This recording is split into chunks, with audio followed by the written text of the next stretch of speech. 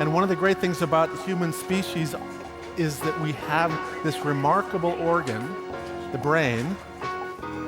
La tête dans le cerveau.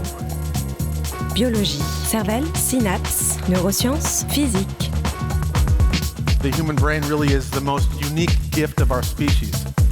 Avec Christophe Rodeau. En amour, le ou la partenaire romantique pourrait se trouver bien plus proche qu'imaginé. La tête dans le cerveau.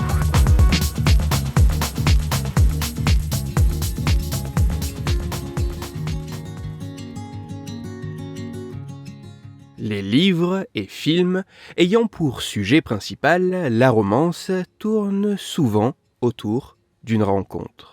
La rencontre de deux étrangers qui par certains aspects s'opposent, mais qui plus ou moins rapidement vont être attirés l'un vers l'autre avant de finir par succomber, après quelques embûches, à une folle passion. Toutefois, derrière ces histoires légèrement clichés, et même si la promesse des sites et applications de rencontres repose sur cette idée de pouvoir rencontrer une ou un étranger qui se révélera être la personne idéale pour partager sa vie, la réalité de la genèse des relations romantiques est-elle réellement majoritairement ainsi ?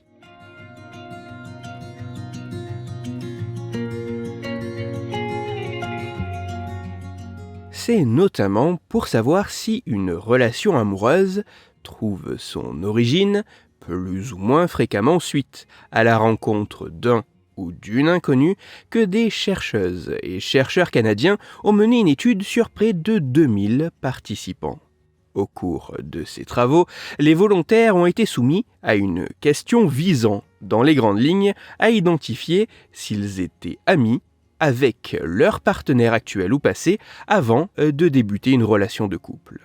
Cependant, pour aller un peu plus loin, les scientifiques ont également interrogé plus précisément un peu plus de 200 de ces participants dans le cas où ils étaient amis avant de devenir partenaires romantiques, à la fois pour savoir combien de temps avait duré la période d'amitié avant de se transformer en histoire d'amour, mais aussi afin d'identifier si le démarrage de cette amitié avait pour motivation initiale une intention ou une attraction romantique.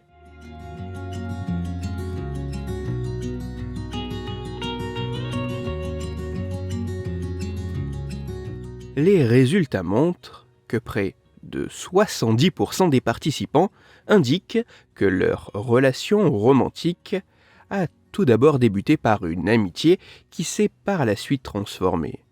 Ceci que les répondants soient des femmes ou des hommes.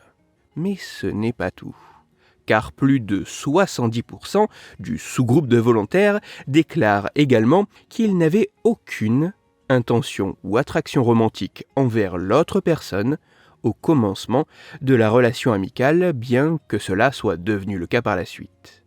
Et en moyenne, la période d'amitié a duré près de 22 mois, soit quasiment 2 ans, avant de se muer en relation romantique.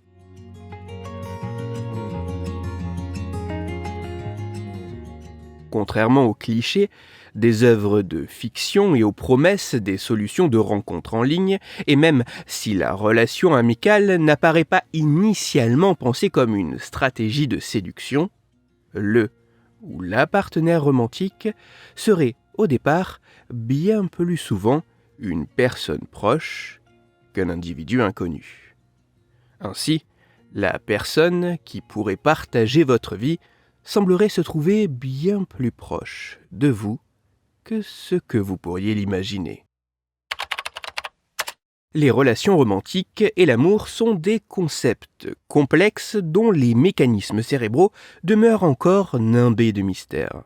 Même si cette étude est très intéressante, il faudra encore s'assurer que de tels résultats puissent se retrouver sur des individus d'origine, de culture et d'âge différents, mais aussi n'étant pas forcément en couple, et ceci sur la base d'autres éléments que des propos déclaratifs a posteriori avant de considérer ses conclusions comme réellement solides.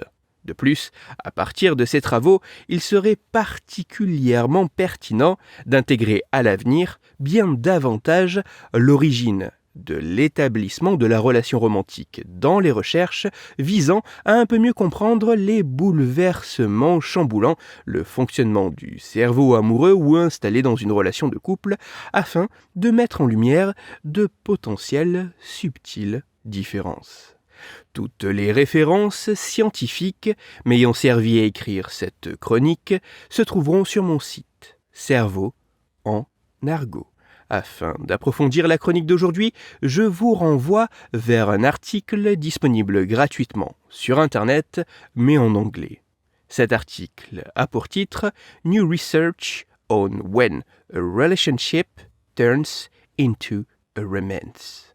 Il est écrit par Arash Emamzadeh et il est à lire sur le site psychologytoday.com. Dans cette chronique, il a notamment été question d'amour.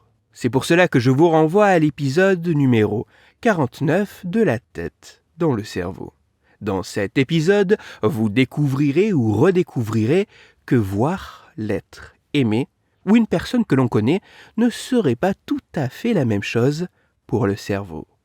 Pour parler amour et romantisme, ou plus sérieusement afin de discuter science et cerveau, vous pouvez me retrouver sur Twitter, @Christophe_Rodo, R-O-D-O, sur la page Facebook de La tête dans le cerveau et sur mon blog Cerveau en argot.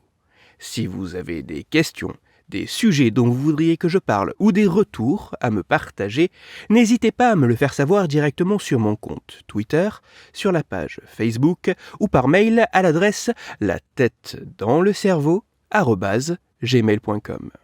Toutes mes chroniques, y compris celles-ci, sont disponibles en réécoute sur mon podcast La tête dans le cerveau, à retrouver sur toutes les plateformes de podcast, dont SoundCloud, Deezer, Spotify, Google Podcast, Apple Podcast, mais aussi sur YouTube. Christophe Rodo. La tête dans le cerveau.